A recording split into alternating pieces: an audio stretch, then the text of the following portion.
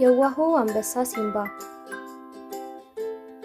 ከዕለታት አንድ ቀን በጣም በሚያምር ፀሐያማ ቀን ሲምባ የሚባል አንበሳ ፀሐይ የሞቀ ነበር። ከሩቅ እነ ዝንጀሮ፣ የሜዳ አህያና አጋዘኖች አብረው ሲጫወቱ አየ። ሲምባ የልጅነቱ ጊዜ አስታወሰና መጫወት አማረው። ሲምባ ሰላም፣ እንዴት ዋላችሁ? ምን እየተጫወታችሁ ነው? ብሎ ጠየቃቸው።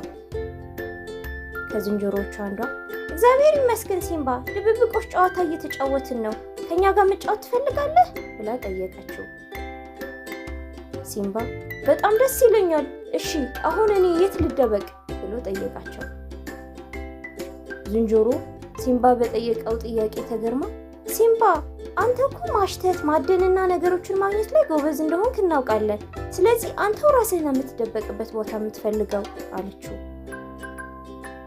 ሲምባ አዎ ልክ ነሽ ዝንጀሮ፣ ግን እኔ ተደብቄ አላቅም አለና አስቦ በቃ ልሞክር ብሎ ሳር ውስጥ ገብቶ እታያለሁ ብሎ ጠየቃቸው። እንስሶቹ እየሳቁ አዎ ትታያለህ ሲምባ አሉት።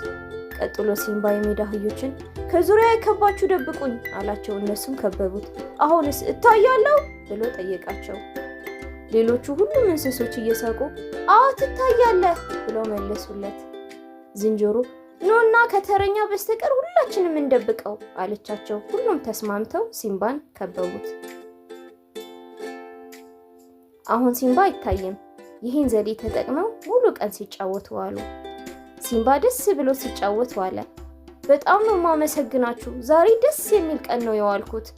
አሁን ግን ቀኑ እየመሸ ስለሆነ ወደ ቤቴ ልሂድ አላቸው። ሁሉም እንስሶች እኛም ደስ ብሎናል ሲምባ፣ በቃ ደህና ደር፣ ነገ እንገናኛለን ተባብለው ተሰነባበቱ።